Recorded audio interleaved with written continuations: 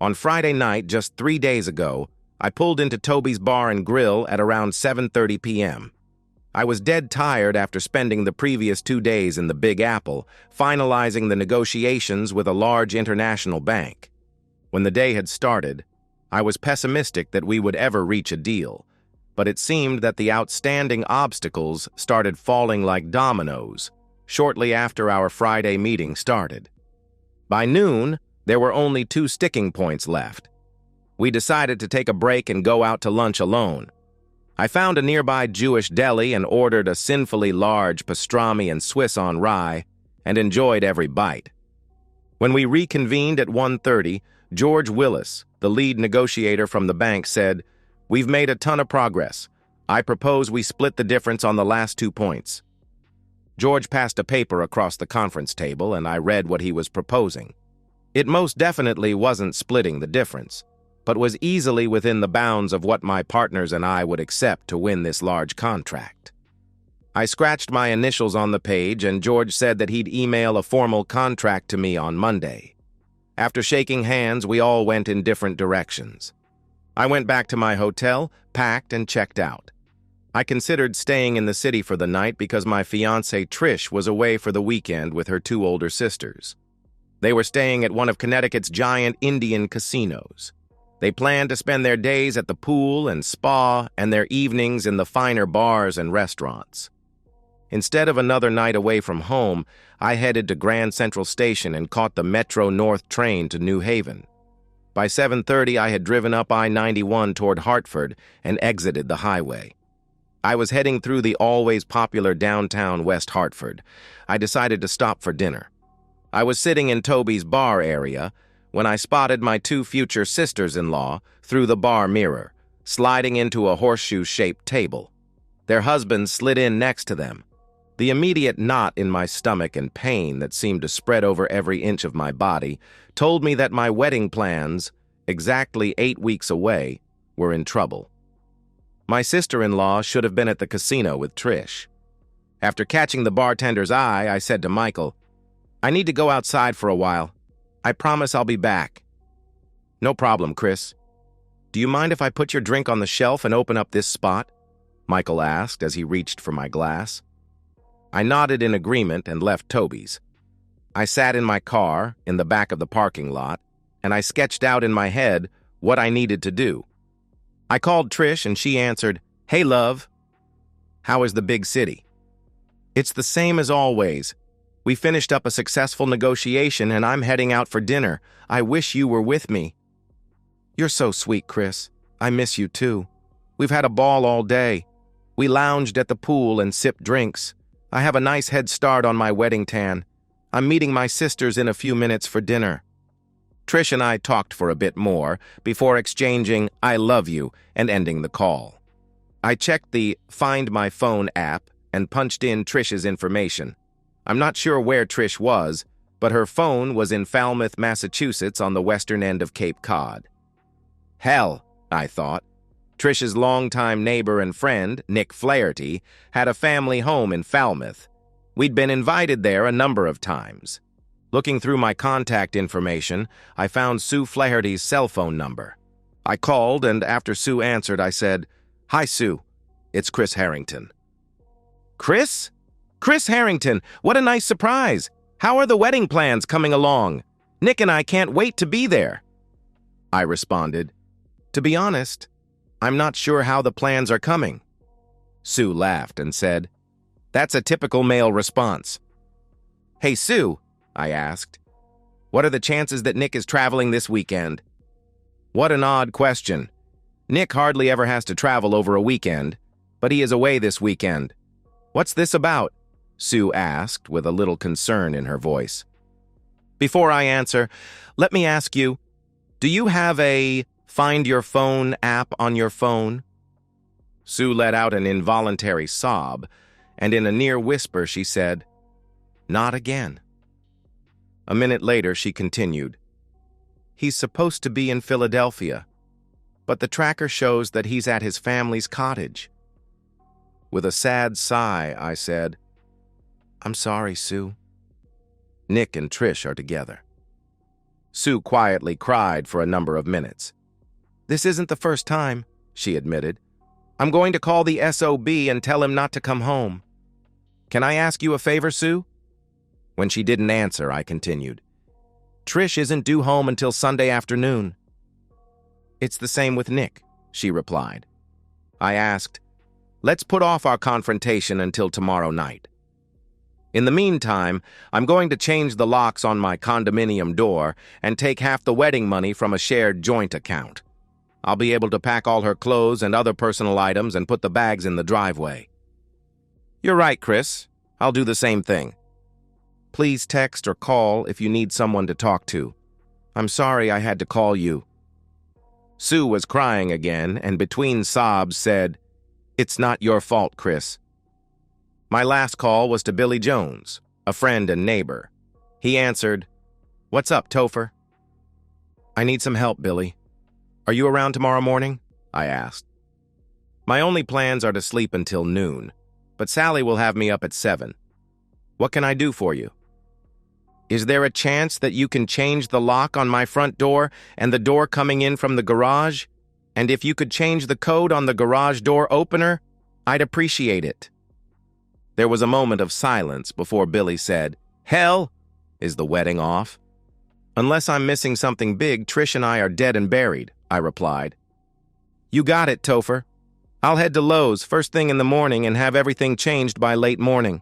Does that work?" "You bet it does, Billy. Thanks." Feeling 20 years older, I trudged back into Toby's and walked to the bar. I was looking through the mirror at a reflection of my sisters-in-law and their husbands as Michael handed me back my bourbon. Their appetizers were being cleared by the server. I grabbed a bar stool and with my drink, I headed to my ex-future family's table. Michael called out, "Hey, Chris, you can't take the stool from the—" My furious stare cut Michael short. When I plopped the stool at the end of the table, climbed into the seat, and angrily looked back and forth between Julie and Karen, the atmosphere got chilly very quickly. "Chris, buddy, slide into the booth. We'll get you a menu," said Karen's husband, Steve. Without taking my eyes off the woman, I responded, "No thanks, Steve. I won't be staying long." I continued to silently glare at Julie and Karen until Julie's husband, Roy, asked, "What's going on, Chris's?" "Ask your wife, Roy," I answered. Roy and Steve turned toward their wives. It was easy to see that both women were scared to death. "What's going on?" Steve asked the sisters. Karen was the first to speak when she said, "It's not what you think, Chris." The thick tension grew as I looked across the table toward Karen. "I'm guessing it's exactly what I think," I told the group. Steve and Roy were looking back and forth between their wives at one end of the table and me at the other. When tears started streaming down Karen's face, Steve demanded, "What's going on, Chris?" "Your wives are covering for Trish. They were all together in my kitchen last Tuesday. Since I was going to be out of town until Sunday, they were going to Foxwoods Casino for a getaway weekend." "Where is Trish?" Roy asked the sisters. When they remained silent, he turned and looked at me. "She's at Nick's Cape Cod house." "Is that true?" Steve hissed. Both women were crying at this point. Karen nodded her agreement. Julie blubbered, "Trish loves you, Chris." "She really does." Steve rolled his eyes and Roy glared at the tabletop. "She has a great way of showing her love. She and her sisters lie to me and she goes off with an old neighborhood crush for a love fest weekend, just 8 weeks before she marries me. Your sister is a piece of crap." "Don't you dare!" Roy interrupted his wife and said, "Shut the hell up, Julie." Turning to me, he asked, "What are you going to do?" "I'm going to cancel the wedding."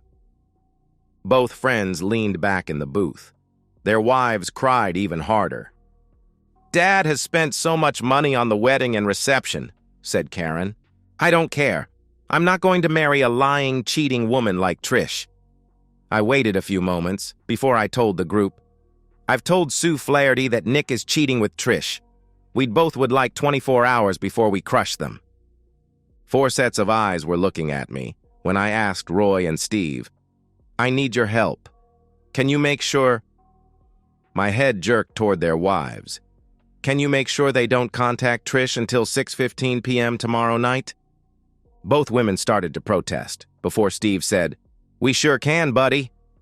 And then turning to his wife, he said, "I'm disgusted with you. I have to wonder if your sisters have ever covered for you while you cheated on me." Karen was stunned as Steve continued, "If you or Julie contact Trish in any way, I'll consider filing for divorce." Roy's face was bright red in anger. His response brought a sad groan from Julie when he said, "After the troubles we had at the start of our 3rd year together, I might file for divorce either way. But understand, I'll definitely file if you contact Trish." I shook both men's hands and left the restaurant. Saturday was busy. It took me several hours to remove the last evidence of Trish from our home. Instead of piling the filled garbage bags in the driveway, I rented a small storage unit, and my neighbor Billy loaned me his pickup. It only took 3 trips to get all of the bags off my property. The most difficult part of the day was writing an email to our wedding guests. I worked on the email in bits and pieces throughout the day. It read, Subject, Harrington and Clark Wedding Update. Dear friends, I am currently halfway through a spectacular weekend, just 8 short weeks before my wedding day to Trish Clark. The weekend was spectacular because I discovered that Trish had spent her weekend in another man's bed. Trish and her longtime neighbor Nick Flaherty lied to me and Nick's wife Sue. With the help of Trish's sisters, Karen and Julie, and their lies, the couple is spending this weekend together on Cape Cod. You might wonder why I think this awful behavior is spectacular. The reason is simple. I'm not married to Trish. It's much easier to cancel a wedding than to go through the agony of a divorce. This email is my official notice that I am canceling my wedding to Trish Clark. Sincerely, Christopher Harrington. I called Sue Flaherty at 5:30 on Saturday afternoon. Together we filled in each other on the tasks that we were able to complete. Because Sue was married, her separation from Nick would be much more difficult. She was able to talk with an attorney on Saturday morning and had an appointment scheduled for Monday morning. The attorney had recommended canceling joint credit cards and, as much as possible, separating the family finances. It was typical legal advice in the case of divorce. We finished our call a few minutes before 6 p.m., and we agreed to send our spouses a text at exactly 6. My text simply said, I hope you are enjoying your weekend with Nick. Thank you for showing me and the world that you are a liar, a cheat, and an unfaithful woman. Our wedding is canceled. I sent the text at exactly 6 p.m. A moment later, I sent the email to our family and guests. 16 months later. I stood at the edge of the altar. My best man and groomsmen were flanking me to the left. The maid of honor and bridesmaids had each processed down the center aisle of the church, each looking as stunning as the last. Tears came to my eyes as I looked toward the back of the church. Trish's father stood proud, dressed in his black tuxedo. His eyes, like mine and the rest of our guests, were locked onto the most beautiful bride ever. Her blonde hair was styled and looked beautiful under the small white veil. Her blue eyes sparkled and were filled with love, and her deep red lips gave me wicked thoughts of our upcoming wedding night. The form-fitting white wedding dress highlighted her heavenly figure without making her look bad. It was perfect. As Mr. Clark and my bride started down the aisle toward me, I felt a pair of eyes drilling a hole through me. I scanned the guests on my side of the church before glancing at the bride's side. That's when I saw Trish. She had tears cascading down her cheek. I saw her silently say, "I'm sorry," before she turned toward her father and youngest sister walking toward me. And so, we've reached the end of today's story. Was it what you expected, or did it take a twist you didn't see coming? I'm curious to hear your thoughts. Share them in the comments below, and let's get a conversation going. If this story kept you hooked, make sure to hit that like button. And if you're new here or just haven't subscribed yet, now's the perfect time to join our community. I bring you fresh, captivating stories every day, so click that subscribe button and turn on notifications so you never miss out. Thanks for watching, and I'll see you in the next one.